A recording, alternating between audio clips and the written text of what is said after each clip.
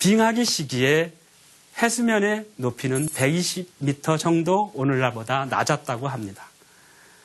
그래서 마지막 빙하기 시기에 한반도와 중국, 일본 열도는 서로 육지로 연결되어 있었다고 합니다.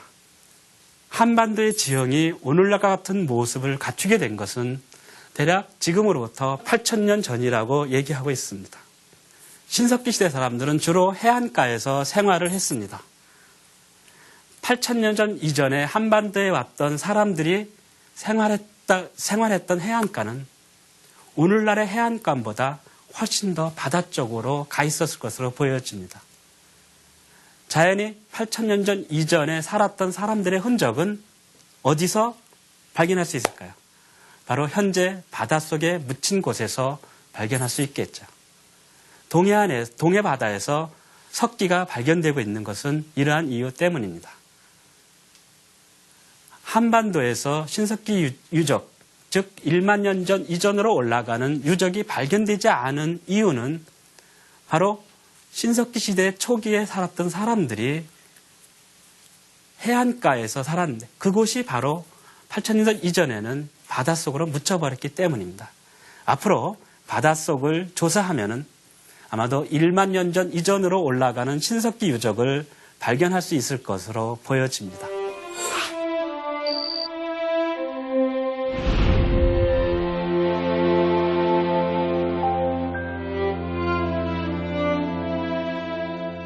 구석기 시대 사람들은 짐승 가죽이라든가 나뭇잎으로 싸서 음식을 운반했습니다. 그리고 풀이라든가 나뭇가지들을 엮어서 바구니를 만들어서 운반하기도 했었죠. 후빈기가 끝날 무렵에 기온이 따뜻해집니다. 그래서 식량 채집이 활발해지고요. 그리고 사냥과 고기잡이도 크게 늘어났습니다. 사람들은 늘어난 식량을 효율적으로 운반하기 위해서 그리고 그것을 저장하기 위해서 그리고 그것들을 끓여 먹기 위해서 토기를 만들었습니다. 신석기 초기에 우리나라에서는 주로 이른 민무늬 토기, 그다음에 덧무늬 토기, 그다음에 눌러찍기 무늬가 있는 토기를 만들어서 사용을 했습니다. 신석기 중기에 이르면 여러분들이 많이 알고 있는 빗살무늬 토기를 사용했다고 알려져 있습니다. 신석기 시대 중기에 이르러 농경이 시작되고 가축을 사육하기 시작했습니다. 그리고 사람들은 수십 명씩 무리를 지어서 식물을 채집하거나 고기를 잡았고 동물을 사냥하였습니다. 농경이 시작되었다고 하더라도 아직도 농사 짓는 기술이 매우 낮았습니다. 그래서 농사를 지을 때는 공동으로 작업을 할 수밖에 없었습니다.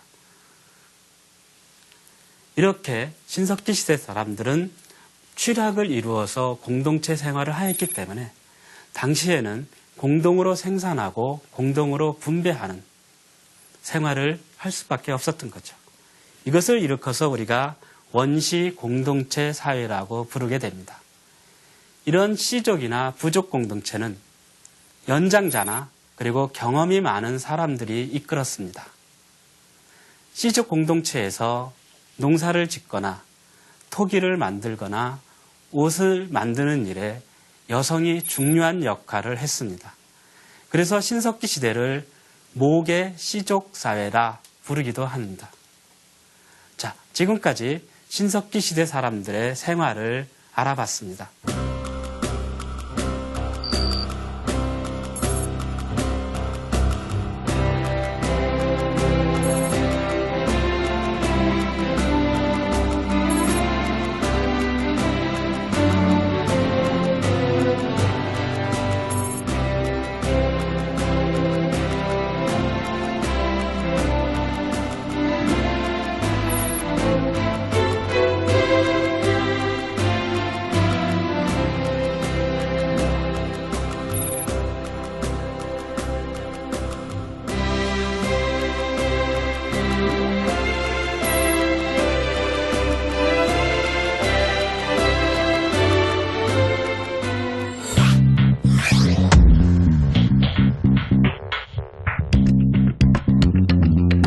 그러면은 청동기 시대의 이후에는 사람들의 생활은 어떻게 달라졌을까요?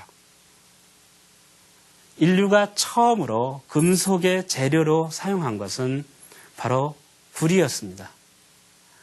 불의를 가지고 도구를 만들었는데 너무 물러서 실용적으로 활용할 수가 없었습니다. 그래서 사람들은 점차 불의에다 주석이라든가 아연을 섞어서 청동을 만들었죠. 그것을 가지고 도구를 만들어서 사용하기 시작하였습니다. 여러분들이 잘 알고 있듯이 청동기를 사용한 세계에서 청동기를 처음으로 사용한 지역은 메소포타미아 지역으로 알려져 있습니다.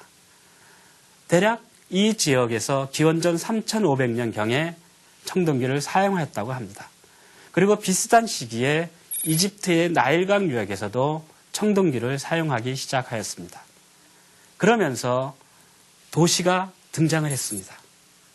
그리고 정치 조직체를 갖춘 도시 국가들이 출현하기 시작을 했습니다. 중국이나 인도에서는 이것보다 늦은 기원전 2500년경에 청동기를 사용하고 그리고 도시와 도시 국가들이 출현했다고 알려지고 있습니다. 요동 지역에서는 대체로 기원전 1500년경에 청동기가 전래되었다고 합니다.